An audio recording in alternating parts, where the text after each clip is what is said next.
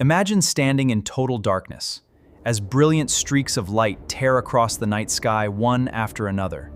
No telescope, no expensive equipment, just you, the night sky, and one of the most spectacular meteor showers of the year. This is the 2026 Perseid Meteor Shower, and the peak is almost here. But here's the problem.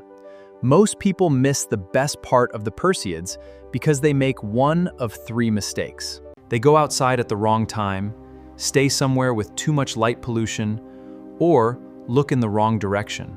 By the end of this video, you'll know exactly when to watch, where to look, how to prepare your eyes, and one simple viewing trick that can dramatically improve what you actually see. The Perseids are famous for producing bright meteors and occasional fireballs that can leave spectacular streaks across the sky. And you don't have to be an astronomer to enjoy them. Whether you're watching from the countryside, from your backyard, or even somewhere inside a city, there are things you can do to dramatically improve your experience. So grab a chair, find the darkest sky you can, and let's break down your plan for the 2026 Perseids.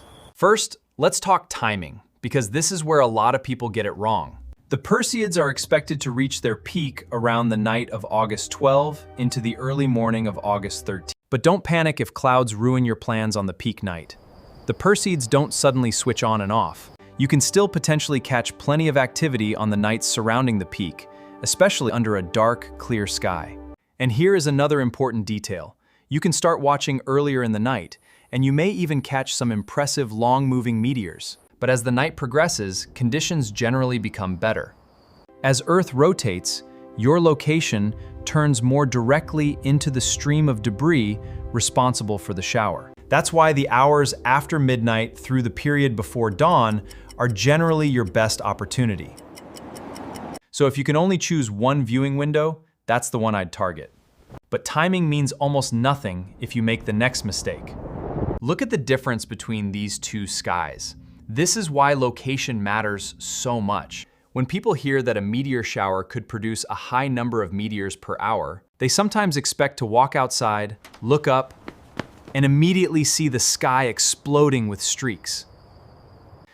That's not how it works. Those headline meteor rates assume very favorable observing conditions. City lights wash out the faint meteors, leaving you with mainly the brighter ones. So if possible, get away from streetlights, buildings, illuminated signs, and other artificial light.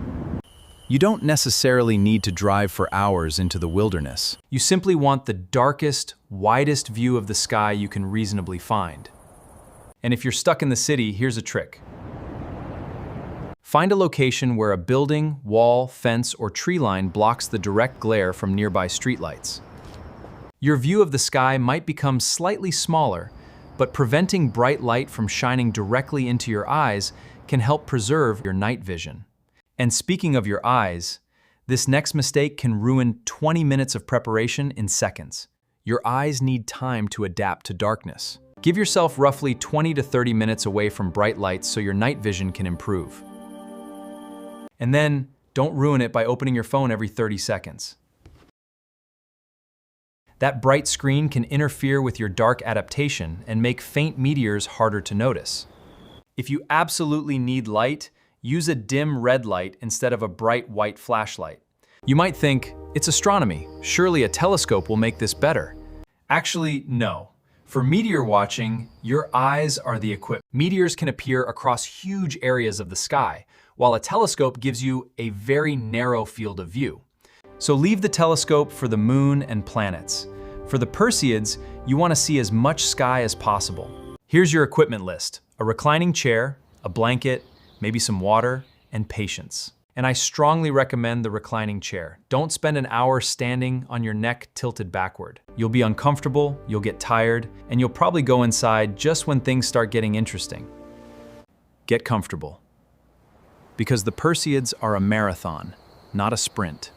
Now comes the question almost everyone asks: where exactly should you look? The Perseids get their name because their radiant is located in the direction of the constellation Perseus. So naturally you'd think, great, I'll stare directly at Perseus. Don't. That's one of the biggest mistakes you can make. If you look directly toward the radiant, the meteors can appear to have shorter trails because you're essentially looking toward the direction they are coming from.